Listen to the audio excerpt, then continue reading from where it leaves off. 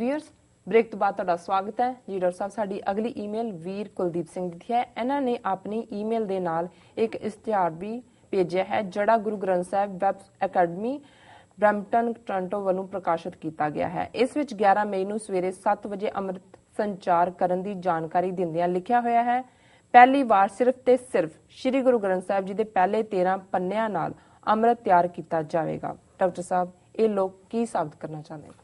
देखो इन्हों की स्वीडन तो शायद इन्होंने लिखे जी।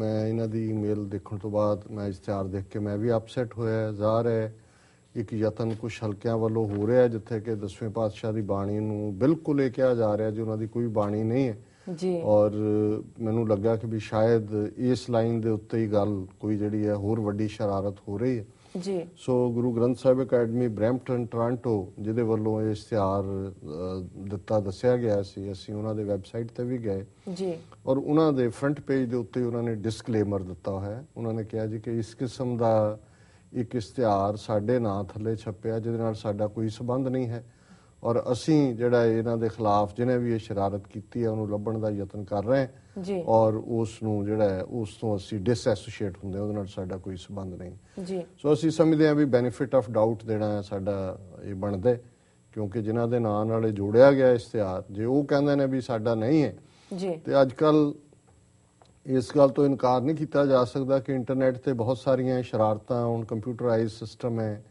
किवें दुबई च बैठे एक शरारती बंदे ने हरमंदर साहिब दे अंदर किवें गुरु ग्रंथ साहिब दे स्वरूप दी थां ते किवें उहदे सामने उहनूं मोदी नूं बिठाया हालांकि लभ लिया अजकल लभ्या भी जांदा उहदी जाके उत्थे छित्तर परेड भी हुई जी और केस भी रजिस्टर होए ने सो ये शरारत हो सकती है पर इस गल तो भी इनकार नहीं किया जा सकता कि अज कुछ वीर इस सोच वाल तुरे हुए ने और इस किस्म की कोई भी सोच जिथे कि सिख रहत मर्यादा जिहड़ी कि लगभग 20 साल की डिस्कशन तो बाद विचार चर्चा तो बाद पंथ ने जिन्हों फाइनलाइज किया उहदे किसी नूं भी अपने तौर पर नो मैटर कौन किन्ना लर्नड अपने आप नूं गिणे विद्वान होए उन्होंने कोई चेंज करने का हक नहीं है कि वो अपने तौर पर कोई भी अरदास का कोई शब्द बदल दे कोई अमृत की विधि बदल दे कोई होर बदल दे सो ये जड़े ने इस किस्म की कोई भी ईवन सोच रखने वाले भी जड़े ने वो पंथ का जड़ा वो पंथ नाल धरोह करते हैं सो पर क्योंकि इन्होंने डिस्कलेमर दिता है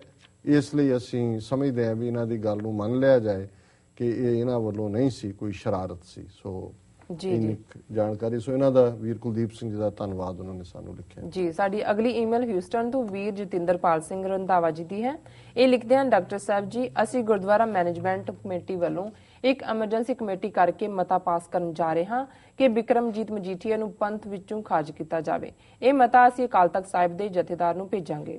बाकी जथेदारां तो इस संबंधी बेनती की जाएगी। मैं आस करदा हाँ कि असी इस संबंधी अकाल तख्त साहिब नूं मता भेजांगे बहुत धन्यवाद जी। डॉक्टर साहब वीर जतिंदरपाल सिंह रंधावा जी का बहुत बहुत धन्यवाद उन्होंने सानू ह्यूस्टन टैक्सस तो लिखे है गुरुद्वारा कमेटी च भी ने जी प्रोग्राम सच्चो सच बड़ी लगातारता नाल सुनते हैं ये इन्हां दी लिखत जिहड़ी है जथेदारां दी 1 मई की मीटिंग तो पहला आई सी पर क्योंकि होर बहुत सारिया ईमेल्स विचाले सी ये डिले हुई उदों क्योंकि लगता सी कि जिवें पहला जथेदार ने रिएक्ट किया है कि भी इन्हां ने इहदे खिलाफ मजीठीए दे कोई एक्शन नहीं लैना सो उदों ज़ाहिर है भी एक स्ट्रैटजी है बड़ी चंगी स्ट्रैटजी सी कि गुरुद्वारियां दी मैनेजमेंट्स जिहड़ियां ने वो मते करके भेजण कि इनू तलब करो और इनू सजा लाओ हालांकि क्योंकि तख्त श्री हजूर साहब वालियां ने अपने तौर के उत्ते ही जिहड़ा उन्होंने तनखाहिया बना दिता है सो इन्हों लग्या कि भी ये तो फिर नवी डिबेट शुरू हो गई कि जी असी सर्वोच्च हैं कोई होर नहीं है सो उन्होंने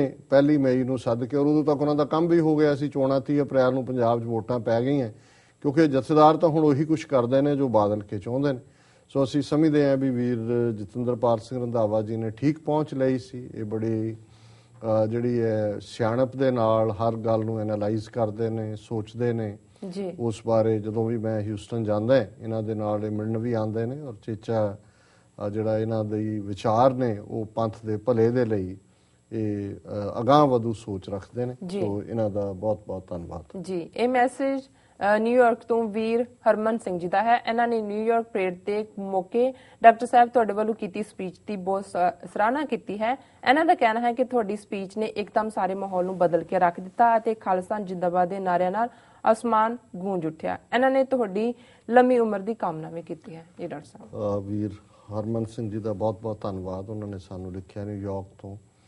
ਨਿਊਯਾਰਕ ਪੈਰੇਡ ਦੇ ਹਵਾਲੇ ਨਾਲ ਸਾਨੂੰ ਕਾਫੀ ਕੰਪਲੀਮੈਂਟਸ ਆਏ ਨੇ। ਮੈਂ ਸਮਝਦਾ ਵੀ ਇਹ ਸੰਗਤ ਦੇ ਉਤਸ਼ਾਹ ਦੀ ਬਦੌਲਤ ਹੈ। ਕੋਈ ਉਸ 'ਚ ਅਸੀਂ ਨਵੀਂ ਗੱਲ ਤਾਂ ਨਹੀਂ ਕਹੀ। ਉਹ ਗੱਲਾਂ ਅਸੀਂ ਅਕਸਰ ਰੋਜ਼ਾਨਾ ਵੀ ਕਹਿੰਦੇ ਹਾਂ, ਲਿਖਦੇ ਵੀ ਹਾਂ ਜੀ, 20 ਸਾਲ ਤੋਂ ਦੁਹਰਾ ਵੀ ਰਹੇ। ਪਰ ਕਈ ਵਾਰ ਉਸ ਮਾਹੌਲ ਦੇ ਵਿੱਚ ਇੱਕ ਆਪਣੀ ਕਿਸਮ ਦੀ ਜ਼ੁੰਬਸ਼ ਹੁੰਦੀ ਹੈ, ਇੱਕ ਮੈਗਨੈਟਿਕ ਪੁੱਲ ਹੁੰਦਾ ਹੈ ਜਿਹਦੇ 'ਚ ਕਿ ਤੁਹਾਡਾ ਵੀ ਅੰਦਰ ਜਿਹੜਾ ਉਹ ਖੁੱਲ੍ਹ ਕੇ ਜਿਹੜਾ ਉਹ ਸਾਹਮਣੇ ਆਉਂਦਾ।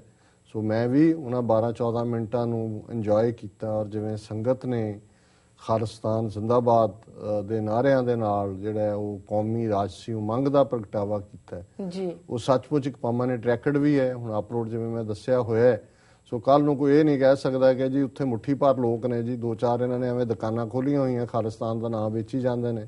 ਲੋਕ ਤਾਂ ਨਹੀਂ ਚਾਹੁੰਦੇ। ਸੋ ਲੋਕਾਂ ਨੂੰ ਜਦੋਂ ਤੁਸੀਂ ਉਹ ਆਪਣੀ ਭਾਵਨਾਵਾਂ ਦਾ ਪ੍ਰਗਟਾਵਾ ਕਰਦੇ ਨੇ, ਸੋ ਉਹ ਇਨਫੈਕਟ ਤੁਹਾਡੀ ਸਟਰੈਂਥ ਹੁੰਦੀ ਹੈ। ਸੋ ਇਹਨਾਂ ਦਾ ਵੀਰ ਹਰਮਨ ਸਿੰਘ ਜੀ ਦਾ ਬਹੁਤ ਬਹੁਤ ਧੰਨਵਾਦ। ਜੀ ਡਾਕਟਰ ਸਾਹਿਬ। ਜੀ ਤੁਹਾਡਾ ਬਹੁਤ ਬਹੁਤ ਧੰਨਵਾਦ। ਤੁਸੀਂ ਆਪਣੇ ਵਿਚਾਰ ਸਾਡੇ ਦਰਸ਼ਕਾਂ ਨਾਲ ਸਾਂਝੇ ਕੀਤੇ। ਵਿਊਅਰਸ, ਤੁਸੀਂ ਕਿਤੇ ਨਹੀਂ ਜਾਣਾ, ਮਿਲਦੇ ਹਾਂ ਛੋਟੇ ਵਕਫੇ ਤੋਂ ਬਾਅਦ।